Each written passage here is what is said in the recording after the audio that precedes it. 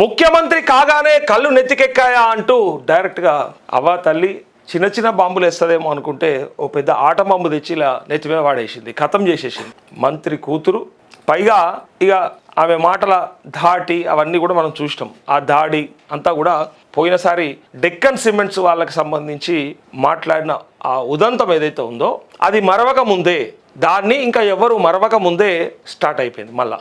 ఇదంతా ఏడ పంచాయతీ చాలైందయ్యా అంటే మొన్న ఉనకాడు ఉండక పరకాల్లో ఆయన రేవూరి ప్రకాష్ రెడ్డికే మళ్ళీ నేను టికెట్ ఇస్తా, ఆయన్నే గెలిపియ్యి అని చెప్పి, అంటే ఓ పక్క జెంజీ ఉద్యమం గురించి మాట్లాడుతూ ఇంకో పక్క డైపర్లు వేసుకునేటోనికి టికెట్ ఇస్తాడా రేవంత్ రెడ్డి అని చెప్పి తిక్కలా అని పడేసింది. ఇక స్టార్ట్ చేసింది నేనే ఎమ్మెల్యేని. యాక్చువల్గా అది కూడా అహంకారమే, అట్లా కూడా అనకూడదు. నేను పోటీ చేస్తా, ప్రజలు ఆశీర్వదిస్తే ప్రయత్నం చేస్తా, ఎట్టి పరిస్థితుల్లో వదిలిపెట్టా నా నియోజకవర్గ ప్రజల కోసం అని అనడం వేరు. కానీ నేనే ఎమ్మెల్యేను, నేనే గెలుస్తా, సరే అది కాన్ఫిడెన్స్ అని కొంతమంది, ఆత్మవిశ్వాసం అని కాదు అతి విశ్వాసం అని కొంతమంది. అయితే ఇక పిల్లకాకే మేరక ఉండేలు దెబ్బ అని ఇదని అదని వీళ్ళ మీద వాళ్ళు వాళ్ళ మీద వాళ్ళు డ్రగ్లు వేసుకుంటూ ఉన్నారు, నడుస్తూ ఉన్నాయి, కౌంటర్లు వేస్తూ ఉన్నారు. కానీ ఇది ఏడికి తీసుకొచ్చి పెట్టారంటే ప్రభుత్వానికి తీసుకొచ్చి పెట్టారు.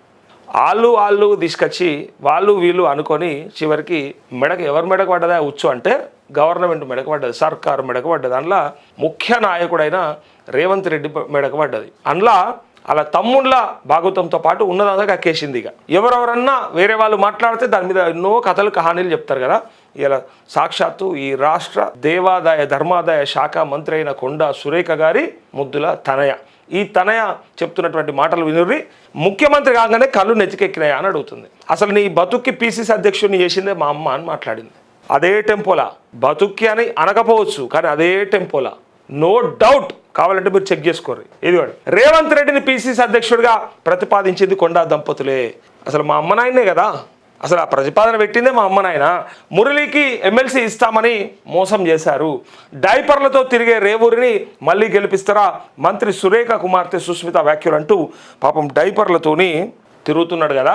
నిజంగా డైపర్ వేసుకుంటాడా అంటే 70+ లేదా 80కి లోబడి ఉండే అవకాశం ఉంది రేవూరి ప్రకాష్ రెడ్డి. సో ఆయన గురించి కామెంట్ చేస్తూ డైపర్లు వేసుకుంటుంటే ఏమవుతుంది, నేను కదా, నేనున్నా కదా అని చెప్పి ఇంకా తను మాట్లాడినట్టుగా మనం అందరం కూడా వీడియోలలో చూసినాం. అయితే తను ఏమంటుంది చూడరు, ఒకసారి ఒక 2-3 మాటలు విందాం. ఫస్ట్ తను ఏమన్నది, ఎవరి మీద చేసింది అసలు ఆరోపణ, ముఖ్యంగా అంటే ప్రభుత్వంలో ఉన్నటువంటి వాళ్ళపైన పొంగులేటి శ్రీనివాసరెడ్డి, అట్లే ఇటుపక్క రేవంత్ రెడ్డి బ్రదర్స్, వీళ్ళని టార్గెట్గా చేసుకొని ఒక పకడ్బందీ స్కెచ్తో పోతున్నట్టుగా. అంటే దీంట్లో కొంతమంది అనుమానించేది ఏంటంటే అధిష్టానం ఏమన్నా ఇట్లా చేపిస్తుందా, వీళ్ళకు పైనుంచి ఏమన్నా ఆశీస్సులు ఉన్నాయా, వీళ్ళకి ఏమన్నా అక్కడి నుంచి మద్దతు దొరుకుతుందా, అందుకోసానికి ఇట్లాంటి ప్రయత్నాలు జరుగుతున్నాయా అని చెప్పి కొంతమంది, ఎవరికి దోషింది వాళ్ళకి ఎంతసేపు స్పెక్యులేషన్స్, ఊహాగానాలు, ఎవరి ఆలోచనకు తగ్గట్టు వాళ్ళు ఊహించుకోవచ్చు. కాకపోతే పక్కా సమాచారం లేనిది ఉత్తగానే వాళ్ళ మీద వీళ్ళ మీద ఏం చెప్పకూడదు. అయితే ఇక్కడ ఇక సుస్మిత చేసినటువంటి వ్యాఖ్యలు ఏవైతే ఉన్నాయో వాటి గురించి మాట్లాడాలంటే ఒక రెండు వినాలి. తను ఏమన్నది, ఎందుకన్నది, అసలు తన టార్గెట్ అంతా ఏంటి, ఫోకస్ ఏంది, అసలు తన ఫోకస్ ఏంది, ఎవరి మీద పెట్టింది.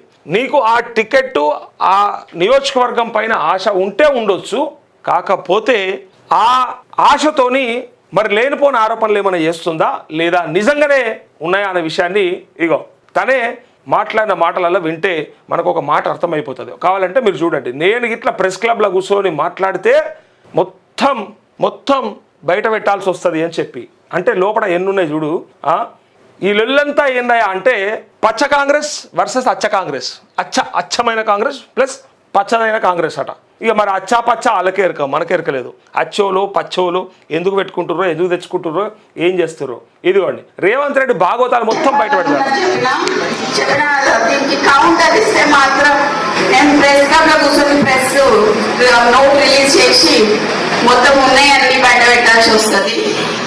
ఏమో ఎంతగానో ఉన్నాయో లోపల, మరి అవన్నీ కూడా ఎందుకు బయట పెడతారు. మొన్న ఒకటి పెట్టింది బయట, ఓకే, తననే అనుమానించాల్సిన పని లేదు, తనకు తెలిసింది బయట పెట్టింది. కానీ ఇప్పుడు ఇంకెందుకు ఆలోచన పెట్టచ్చు కదా, అన్ని సాక్ష్యాధారాలు ఉంటే, అన్ని ఆధారాలు ఉంటే డైరెక్ట్గా బయట పెడితే అయిపోతుంది కదా. బయట పెట్టి అసలు ఏం జరుగుతుంది ప్రభుత్వాలు చెప్పచ్చు కదా. ఆమె అంటుంది 200 కోట్ల భూమిని ఎట్లనే వాళ్ళ తమ్మునికి కేటాయింపులు జరిపిర్రు అని చెప్పి డైరెక్ట్గా క్వశ్చన్ చేసింది. కావాలంటే ఇక చూడండి. ఇగో రేవంత్ నన్ను కెలికితే మీ అన్నదమ్ముల స్కామ్లన్నీ బయట పెడతా. ఈరోజు నీ తమ్ముడి 200 కోట్ల భూకుంభకోణం గురించి మాత్రమే మాట్లాడాను. నాకు కౌంటర్ ఇస్తే మీ స్కామ్లన్నీ బయట పెడతా. కథం ఒడిశార సుమతి అయిపోయా. కథ కంచికే అయిపోయేటట్టున్నది రేవంత్ రెడ్డి కథ.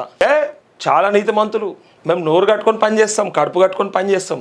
ఎవరు అంటుర్రే? మంత్రి బిడ్డ అంటుంది. ఇప్పుడు చేయండి, ఏం చేస్తారు? ఇప్పుడు చెప్పురు, ఏం చెప్తారు? ఇగో ఈ లోపల మరి ఆయనకి కొంచెం ఆరోగ్యం బాగాలేదు కదా, మరి చూద్దాం మరి అప్పటి వరకు ఎలక్షన్ వరకు. సో ఇప్పుడు నేను కొంచెం చెప్తే అది బాగోదేమో కానీ ఇప్పుడు డైపర్లు వేసుకున్న వాళ్ళకి వీళ్ళకి మాత్రం ఇస్తామంటున్నారు కదా, అది మాత్రం కొంచెం తప్పలేదు. ఆయన ఇప్పటికే నడవలేకపోతున్నాడు, తిరగలేకపోతున్నాడు. ఈయన మరి వృద్ధునికి 80 ఏళ్ళు వచ్చినానికి ఇస్తా అని చెప్పి అంటుంటే హాస్యాస్పదంగా అనిపించి మరి ఈరోజు రావడం జరిగింది. ఈరోజు మీ తమ్ముందు ఒక 200. అయితే సుస్మిత గారిని కూడా ఒకటి అడగచ్చు మనం. ఇప్పుడు రేవూరు ప్రకాష్ రెడ్డికి టికెట్ అంటే డైపర్లు వేసుకునేటటువంటి వ్యక్తికి ఎట్లా టికెట్ ఇస్తావు అని అడుగుతున్నారు కదా. మరి అదే వయసులో కొంచెం ఇంచుమించుగా ఉన్నటువంటి మీ తండ్రికి ఎమ్మెల్సీ కోసం మాత్రం మరి ఎందుకు అడుగుతున్నట్టు? అంటే అప్పుడు రాదా ఆ పదం? వాళ్ళు అడగరా? వాళ్ళు అనరా?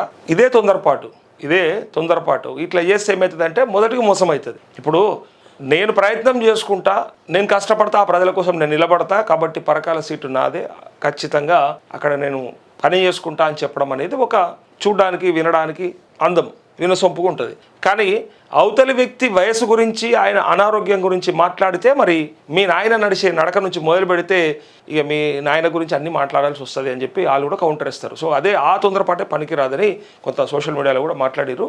ఎందుకంటే మరి మీ నాయనకి ఎందుకు ఎమ్మెల్సీ? మరి అంత వయసు వచ్చినాక మీ నాయనకి ఎందుకు ఎమ్మెల్సీ? సరే ఇవ్వలేదు కాబట్టి ఇప్పుడు అడుగుతా ఉన్నాం కదా, ఇచ్చుంటే అప్పుడు మరి ఆయనకి ఎందుకు, ఆయన ఏం చేస్తుంటారు ఎమ్మెల్సీ పదవి అని అడిగితే అప్పుడు సమాధానం ఏం చెప్తే ఒకటి. సరే ఇప్పుడు ఏమంటా అంటే బయట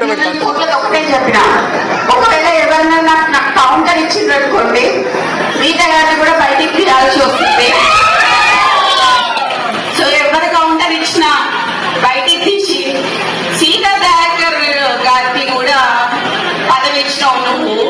సీతా దయాకర్ గారికి ఏం చేసిందయ్యా పార్టీకి? అసలు ఎక్కడ పార్టీ ఆమె ఎక్కడి నుంచి వచ్చింది? ఆమెకు చైర్మన్ పోస్ట్ ఇచ్చినావు నువ్వు. కొండమ్మకి ఎందుకు ఇయ్యలేదు అని అడుగుతాను నేను. మీరు అందరు అడగాలి.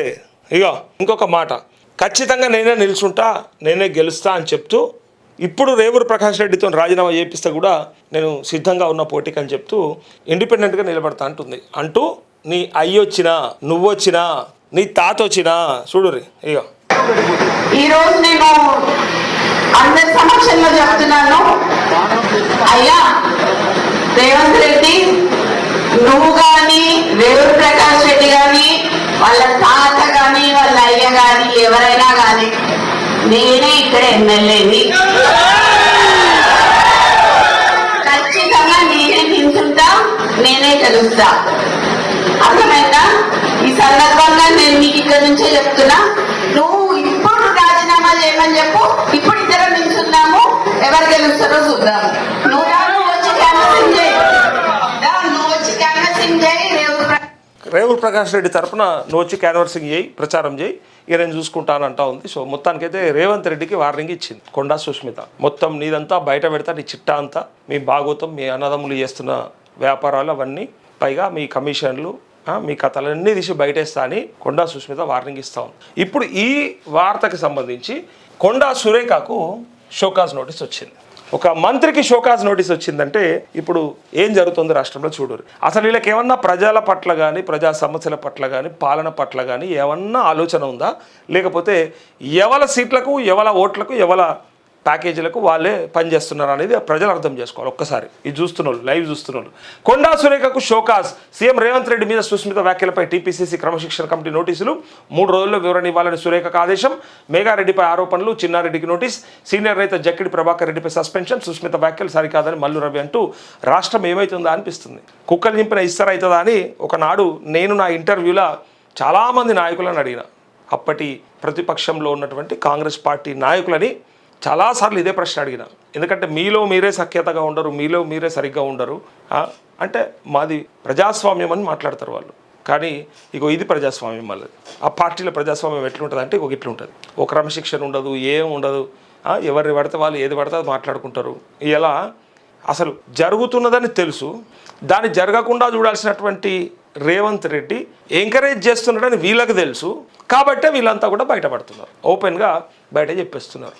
ఇంకేం ఆగింది చెప్పురు, ఇంకా అసలు ఏం నడుస్తుంది చెప్పురు, ఇక ఎటుపోతుంది అసలు రాష్ట్రం పరిపాలన, మన బడ్జెట్, మన ప్రయత్నం, మన రూట్ మ్యాప్ ఏముంది అసలు, ఎక్కడుంది, ఏం పెట్టుకున్నాం అసలు? ఒక నిర్దేశిత ప్రణాళిక ఏమన్నా ఏడిచిందా?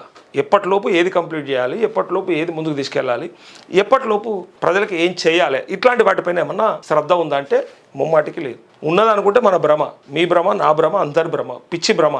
వాళ్ళు వాళ్ళ సీట్ల కోసానికి, నెక్స్ట్ వచ్చే ఓట్ల కోసానికి, నెక్స్ట్ వాళ్ళకి కావాల్సిన కాంట్రాక్ట్ల కోసానికి, కమిషన్ల కోసానికి, ప్యాకేజీల కోసానికి మాత్రమే పనిచేస్తున్నారు. ఇంతకు మించి ఇంకొక పనే లేదు వాళ్ళకి. మళ్ళీ ఒక 15-20 ఏళ్ళ దాకా అసలు కాంగ్రెస్ పార్టీ అనే దాన్ని గుర్తు చేయకుండా చేస్తారు వీళ్ళంతా కలిసి. అందరు కలిసి ఏం చేస్తారా అంటే మళ్ళీ గుర్తు చేయకుండా చేస్తారు.